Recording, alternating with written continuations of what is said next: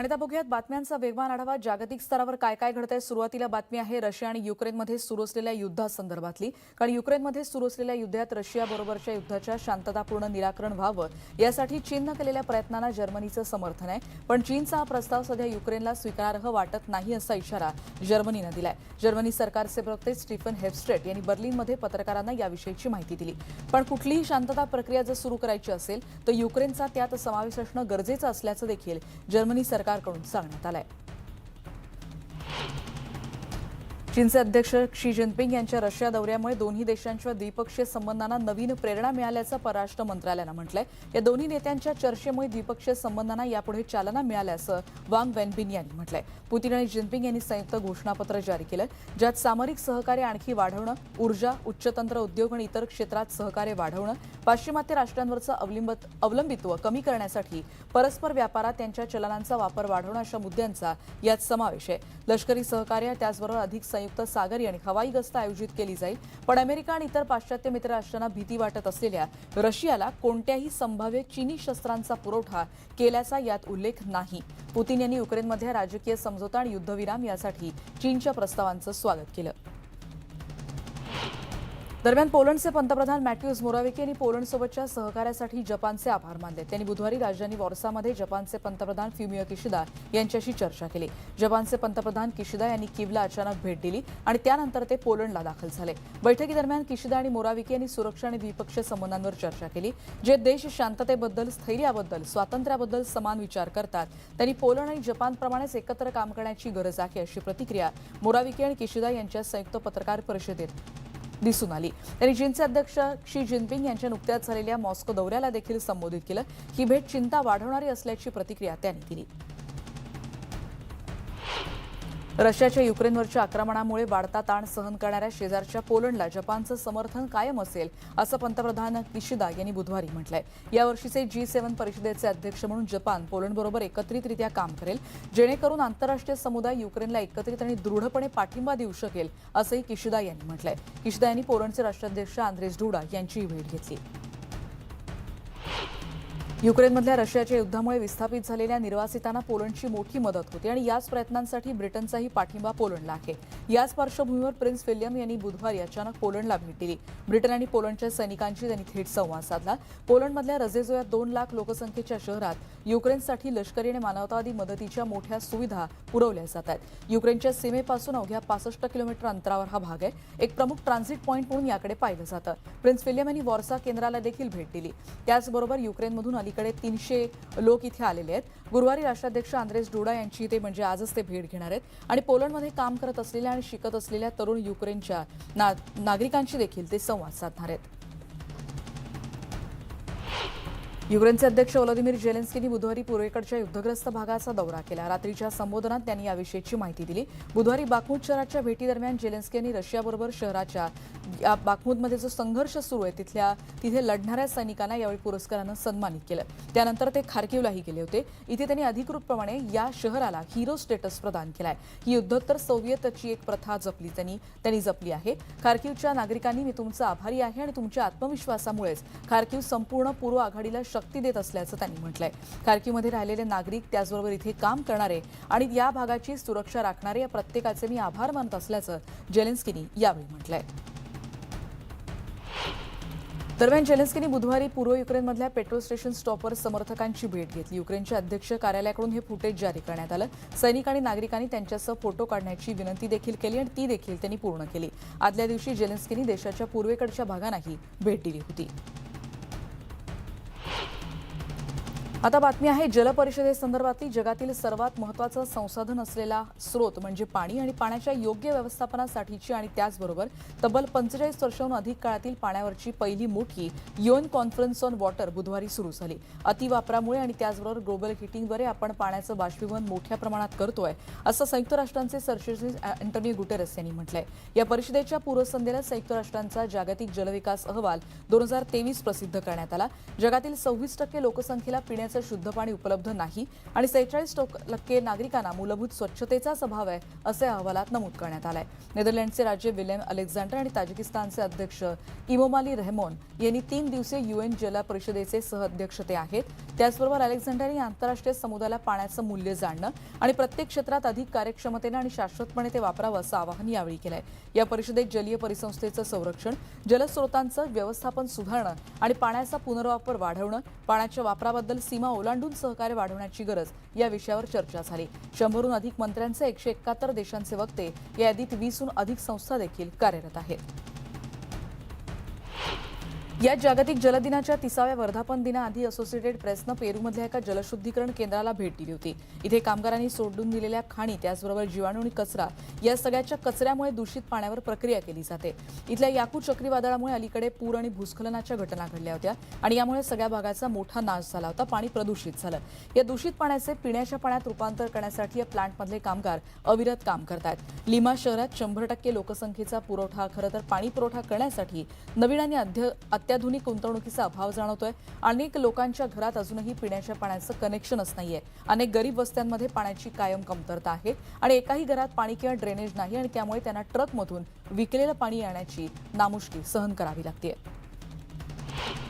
या जागतिक जल दिनानिमित्तानं व्हेनेझुएलातल्या कॅराकसच्या आजूबाजूच्या भागातील अनेक रहिवाशांसाठी पाणी अजूनही दुर्मिळ घटक असल्याचं दिसून आलं. वाहत्या पाण्याचा पुरवठा करणाऱ्या सरकारी मालकीच्या कंपनीकडे असं करण्याची क्षमताच नाही आढळून आलंय. जनतेच्या वेतनाचं घट्ट मूल्य आणि त्याचबरोबर ग्राहकांच्या किमतीतही सातत्यानं महागाई वाढते आणि त्यामुळे वाढ होत असल्यामुळे हा घटक आता दुर्मिळ होत चाललाय. इथल्या नागरिकांना तुटलेल्या पाईपलाईनमधून पाणी घेण्यासाठी वारेरा रेपानो टेकडीच्या उतारावर दररोज प्रवास करून पाणी आणावं लागतंय. 42 वर्षांचे ड्रायव्हर जॅनी कोयलो यांनी पाण्याच्या शोधात दर 2 आठवड्यांनी 10 मैलांपेक्षा जास्त अंतर त्यांना चालत जावं लागतंय. व्हेनेझुएलाची सर्वात मोठ्या रहिवासी भागात पेतारे इथे काही रहिवाशांना त्यांच्या घराजवळ पाण्याची विहीर आहे. अनेकांना पाणी मिळू शकतंय, पण बाकी अनेकांसाठी पाण्याची योग्य व्यवस्था असणं जवळजवळ अशक्य मानलं जात आहे. कार्मेन उट्रिया यांना पाणी विकण्यासाठी असलेल्या ट्रकमधून पाणी विकत घ्यावं लागतंय. महागाईमुळे वेतन कमी, सेवा आणि वस्तू महाग आणि त्यामुळे राजधानीच्या आसपासच्या भागात पाण्याची किंमत वाढतेय. 22 मार्च हा संयुक्त राष्ट्रांकडून जागतिक जलदिन मानला जातो. 1993 पासून दरवर्षी स्वच्छ पाणी आणि स्वच्छ संसाधनं उपलब्ध करून त्याबद्दलची जागरूकता वाढवण्यासाठी विविध कार्यक्रमांचं आयोजन केलं जातं. युएनच्या म्हणण्यानुसार जगभरातील 2 अब्ज नागरिकांपैकी केवळ 4 लोकांमध्ये फक्त एकाकडेच पिण्याच्या पाण्याची कमतरता जाणवते. इतकं वास्तव भीषण आहे. अनेक लोकांना खराब पाणी, स्वच्छता आणि त्याचबरोबर स्वच्छतेशी संबंधित आजारांमुळे मृत्यूला सामोरं जावं लागतं. या आंतरराष्ट्रीय जलदिनानिमित्तानं पोप फ्रान्सिस यांनी बुधवारी पाण्याचा अपव्यय आणि गैरवापर करण्याविरोधात आवाहन केलंय. असिसी लाउडाटो सीच्या संत सेंट फ्रान्सिस यांचा हवाला देत फ्रान्सिस यांनी न्यूयॉर्कमध्ये होत असलेल्या या संयुक्त राष्ट्रांच्या जलपरिषद यशस्वी करण्यासाठी प्रार्थनेचं आवाहन उपस्थितांना केलं. पाण्याचा योग्य वापर करून ते आपल्या आणि त्याचबरोबर येणाऱ्या भावी पिढ्यांच्या फायद्यासाठी सुरक्षित आणि संरक्षित केलं पाहिजे असंही ते म्हणालेत. त्याचबरोबर युक्रेनच्या पीडितांना विसरू नका. त्यांच्यासाठी व्हर्जिन मेरी म्हणजे ज्यांना क्वीन ऑफ पीस म्हटलं जातं त्यांची प्रार्थना करण्याचं आवाहनही पोप फ्रान्सिस यांनी केलं. या जागतिक जलदिनानिमित्तानं बुधवारी चिलीची राजधानी सॅन्टियागोमध्ये मोर्चा काढण्यात आला. जलसाठे आणि स्वच्छ पाण्याच्या उपलब्धतेचं रक्षण करणाऱ्या सामाजिक आणि पर्यावरण संस्थांनी यावेळी अनेक प्रात्यक्षिकं सादर केली. चिलीच्या पाण्याच्या समस्यांबद्दल जागरूकता वाढवण्यासाठी हा मोर्चा काढत असल्याचं आंदोलक निकोलस यांनी म्हटलंय. बहुराष्ट्रीय कंपन्यांद्वारे काहींच्या विशेषाधिकारासाठी पाण्याचा अतिवापर केला जातो आणि त्याचं शोषण केलं जात असल्याची टीकाही सहकारी आंदोलक कॅरेन यांनी केली. इतरही बातम्या बघूयात. पॅरिसमध्ये कामगारांचं आंदोलन सुरूच आहे आणि गेल्या आठवड्यात त्यांच्या सरकारनं संसदेद्वारे पेन्शन विधेयक सक्तीचं केल्यानंतर अध्यक्ष इमॅन्युएल मॅक्रॉन यांनी पहिल्यांदा सार्वजनिकपणे याबद्दलचं भाष्य केलं. पण मॅक्रॉन यांना सत्य परिस्थिती पुरेशी माहिती नाही अशी टीका कामगारांनी केली. सार्वजनिकरित्या कामगारांनी त्यांचं भाषण ऐकलं तेव्हाची दृश्य आहेत. मॅक्रॉन यांची धोरणं आणि नागरिकांचे प्रश्न यामध्ये मोठी तफावत असल्याची प्रतिक्रिया इथले खासदार फ्रँकोइस रुफिन यांनी दिली. दक्षिण कोरिया आणि अमेरिकेनं बुधवारी पोचुयनमध्ये सराव केला. वार्षिक स्वातंत्र्य शील्ड कवायतींचा एक भाग म्हणून याकडे पाहिलं जातं. मॅन्युअलसाठी उपकमांडिंग ऑफिसर कर्नल ब्रँडन अँडरसन यांनी या कवायतींचं बचावात्मक स्वरूप असल्याचं म्हटलं आहे. ही कामगिरी सुधारण्यासाठी अशाच पद्धतीच्या कवायती केल्या जाणार आहेत. अमेरिका आणि दक्षिण कोरियाच्या सैन्यानं गेल्या आठवड्यातच मोठ्या प्रमाणात लष्करी कवायतींना सुरुवात केली आहे.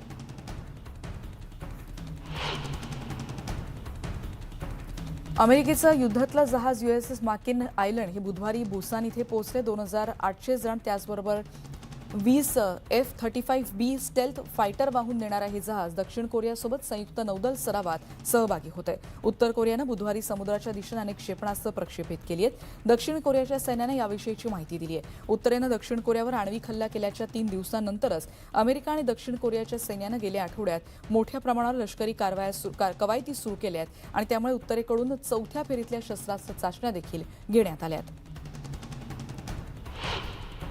बातमी अमेरिकेतली. बुधवारी लॉस एंजलिसच्या एका भागात चक्रीवादळाची झळ बसली. दुकान आणि इमारतींचे छताला मोठं त्यामुळे नुकसान झालं आणि त्यामुळे राष्ट्रीय हवामान खात्यानं याविषयीची माहिती दिली आहे. मॉन्टेबेलो आणि दक्षिणेकडच्या सँटा बार्बरा काउंटी भागातल्या मोठ्या प्रमाणात नुकसान झालं, ज्याचं मूल्यांकन करण्यासाठी आता इथे पथकही सज्ज करण्यात आलंय. या भागातले प्रवक्ते अलेक्स गिलमन यांनी याविषयीची माहिती दिली. नुकसान किती झालंय आणि कुणाला दुखापत झाली आहे का याविषयीची माहिती आता घेतली जाते.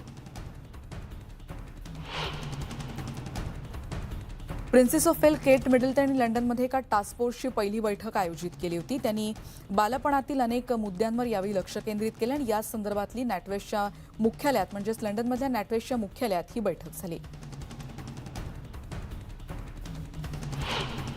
देशभरातल्या कोरोना रुग्णांसंदर्भातली बातमी आहे. भारतात 24 तासांच्या कालावधीत 1300 नवीन कोरोना रुग्णांची नोंद झाली. 7,605 रुग्णांवर देशभरात उपचार सुरू आहेत. संक्रमितांची एकूण संख्या 4,46,49,418 पर्यंत पोहोचली. 3 मृत्यूंची संख्या वाढून 5,30,816 झाली. कर्नाटक, गुजरात आणि महाराष्ट्रातल्या एका कोरोना बळीचा यात समावेश आहे. 140 दिवसातली भारतातली सर्वाधिक दैनंदिन रुग्णसंख्या आहे. देशातील कोरोना व्हायरस आणि H3N2 या वाढत्या कोरोना रुग्णांच्या पार्श्वभूमीवर पंतप्रधानांनी काल उच्चस्तरीय बैठकीचंही आयोजन केलं होतं. या बैठकीत आरोग्यविषयक पायाभूत सुविधा, लसीकरण मोहिमेची स्थिती, कोरोनाचे नवीन प्रकार, इन्फ्लुएन्झाची अनेक रुग्ण यावर चर्चा करण्यात आली. देशात गेल्या 2 आठवड्यांपासून कोरोना बाधितांसह H3N2 या रुग्णांमध्येही वाढ होताना दिसते. याचाच आढावा घेण्यासाठी पंतप्रधानांनी ही उच्चस्तरीय बैठक बोलावली होती. यामध्ये सार्वजनिक आरोग्य यंत्रणा सज्ज ठेवण्याचे आदेश त्यांनी दिलेत. त्याचबरोबर नागरिकांनी योग्य खबरदारी घेण्याचं आवाहनही त्यांनी केलं. आणि गुरुवारपासून सुरू होणारा पवित्र रमजान महिना इथे साजरा करायला सुरुवात केली. इथे चंद्राचं दर्शन झाल्यानंतर रमजान सुरू झालाय, पण इस्लामिक खगोलशास्त्र निरीक्षक संघाकडून याबद्दल माहिती दिली जाईल असंही यावेळी सांगण्यात आलंय. बहुतेक इंडोनेशियन देशातील 277 पेक्षा अधिक लाखो लोकांपैकी 90% ही मुस्लिम बांधव आहेत आणि देशात सरकारच्या अधिकृत तारखेचं यानुसार पालन केलं जातं आणि त्यानंतरच रमजानच्या पहिल्या पूर्वसंध्येला म्हणजे उपास सुरू होण्याच्या पूर्वसंध्येला तराबी म्हणून ओळखली जाणारी प्रार्थना देखील करण्यात आली होती.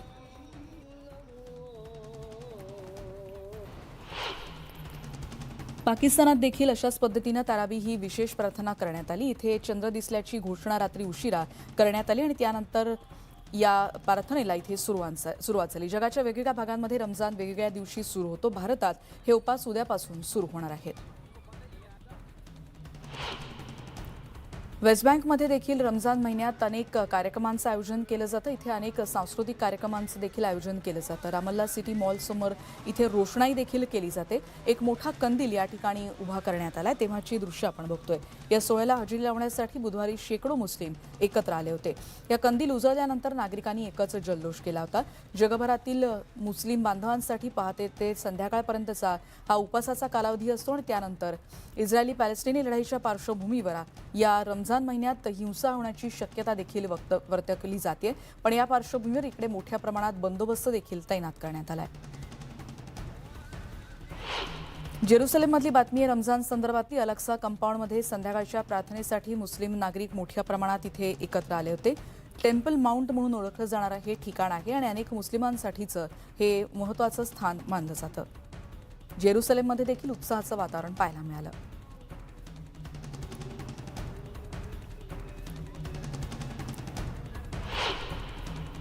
पुढची बातमी आहे हाँगकाँगमधली. विनी द पू वरच्या स्लॅशर या चित्रपटाचं स्क्रीनिंग मंगळवारी हाँगकाँगमध्ये अचानक रद्द करण्यात आल्याची माहिती कळते. चित्रपट वितरक पिलस एंटरटेनमेंटनं फेसबुकवर याविषयीची माहिती दिली. विनी द पू ब्लड अँड हनी या संदर्भातलं रिलीज हाँगकाँग आणि मकाऊमध्ये रद्द करण्यात आल्याची माहिती कळते आहे. विनी द पू हे पात्र चीनचे अध्यक्ष क्षी जिनपिंग यांच्यावर मारलेला टोमणा असल्याची इथे चर्चा सुरू आहे आणि त्यामुळे ही बंदी आणल्याची माहिती कळतेय। हा चित्रपट सुरुवातीला हाँगकाँगमधल्या 30 सिनेमागृहांमध्ये दाखवला जाणार होता, पण सरकारनं मार्गदर्शक तत्व कडक त्याची अंमलबजावणी सुरू केली आणि कायद्याचं उल्लंघन केला तर इथे चित्रपटांवर बंदी घालण्यासाठी देखील कारवाईला सुरुवात केली।